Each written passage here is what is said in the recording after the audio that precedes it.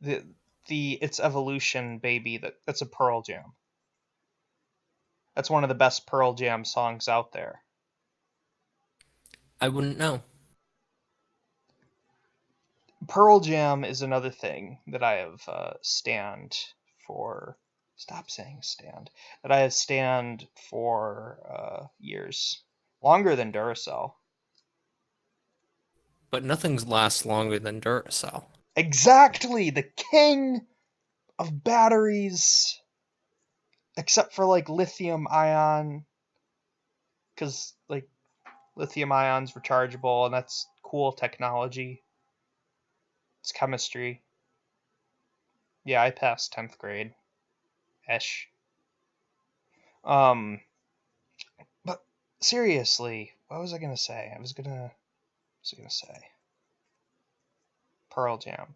Oh, remember a few weeks ago when I said that the song "Hooked on a Feeling" by Blue Swede was stuck in my head? Yeah. This little ooga chaka, ooga ooga ooga chaka. And then he It's a says, good song. "I can't stop." It is a good song, but it was stuck in my head and it was driving me mad. And it was around the day of the death tornado that hit Candor, um, that like ruined the town, and I retreated to Wego. I was, staring down at the Susquehanna River with, ooga chaka, ooga, ooga, ooh, et cetera, just beating like a horrid drum in my head. It basically I'm describing the common human experience of getting a song stuck in your head. That Pearl Jam song, "Do the Evolution," is the worst time I've ever had a song stuck in my head. 11th grade, I had "Do the Evolution" by Pearl Jam stuck in my head for a week straight. And it's a fantastic song, but it did lower my sanity. Permanent scars. Yes. You know how in Betrayal there are the stats on the character cards. Yeah, I Um, was thinking of that. and the sanity is an actual stat, right? Yes. It's been a while since I played Betrayal.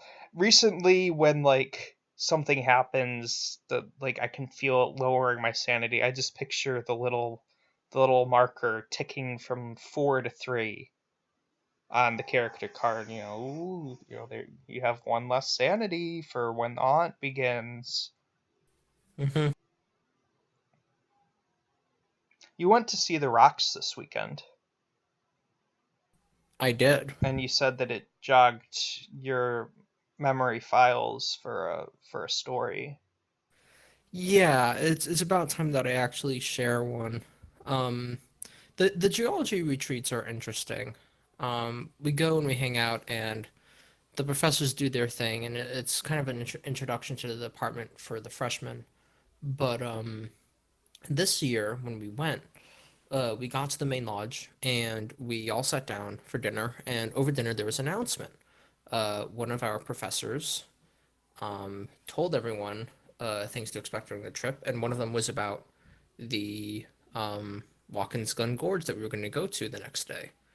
And during his mentioning of it, he said, "Well, when I'm not looking, those plunge pools are the perfect places to jump into the water." And he was kind of serious about suggesting it, and he had even put bathing suit on his own packing list. But when he said this, another one of our professors, the chair of the department, did not like it. She basically jumped on right after him and said, "Yeah, he was joking." So there's a bit of drama there. There's a bit of drama with my professors. They didn't really see eye to eye on that.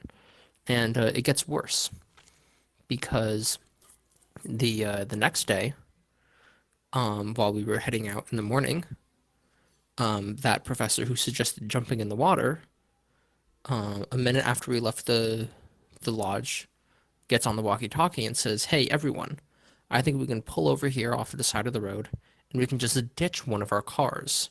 I've done the math. We have enough room for everybody to cram into one fewer cars." And the suggestion was sounded kind of crazy. Like, why would we go through with that? Someone got on the radio and said, "Hey Jeff, are you suggesting that we really do that?" Um, but we almost did. We pulled into the parking lot, and then he got back on the radio. He said, "Oops, I may have made a miscalculation. I forgot to count Dory, and Dory is the professor who had shot him down the other day." I see. So, so as we were leaving, we saw Dory's face, and she was not amused.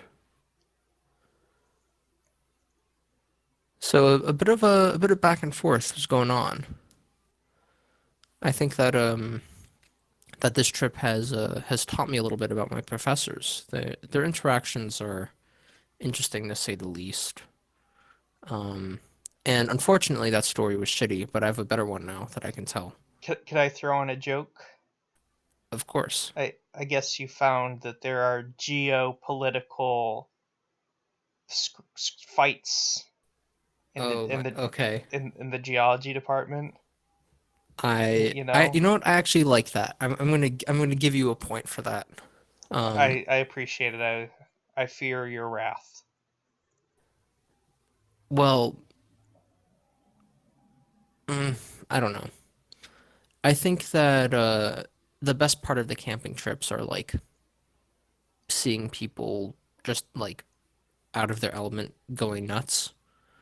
Um, they're dry trips, of course. They're school funded. The department runs them, so you're not allowed to bring drugs or alcohol. Drugs, obviously, because they're illegal, and alcohol because some people are under 21 and it's a school event.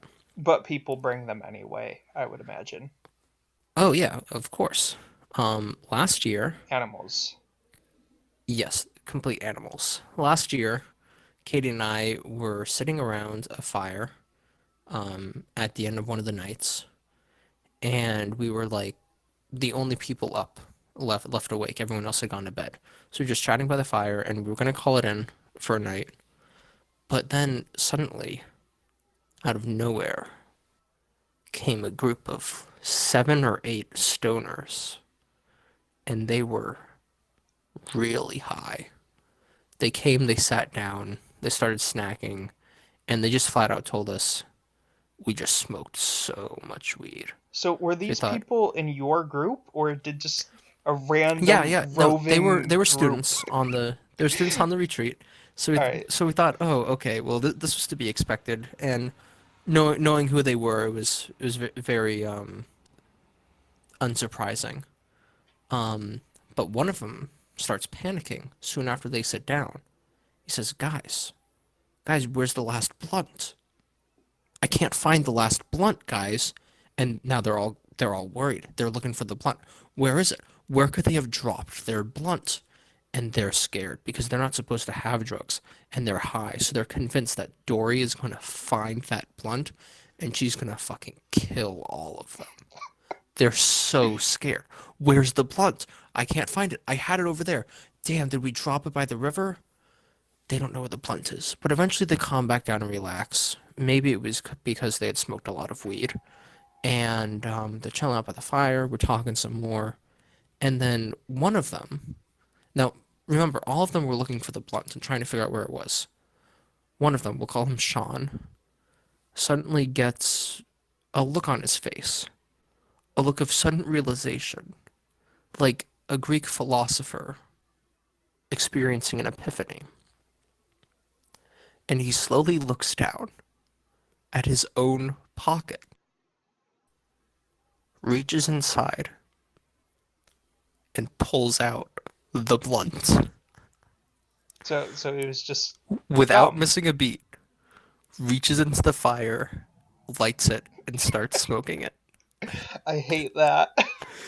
It was the I really hate smoothest that. fucking No, transition. it wasn't. It was Oh, so okay. It was funny. a He was smooth like, transition. Was it a smooth "Holy move? shit! I had the blunt the whole time." It was really funny. It was like the highlight of that trip.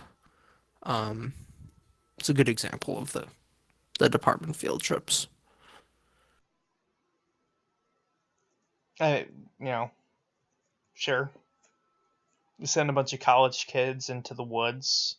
Third of them are gonna find blunts in their pockets. Third of them gonna have sex. third of them. And that's Bigfoot's midnight snack. Those are pretty generous numbers. I I don't think that know. I've never been on a geology department field trip.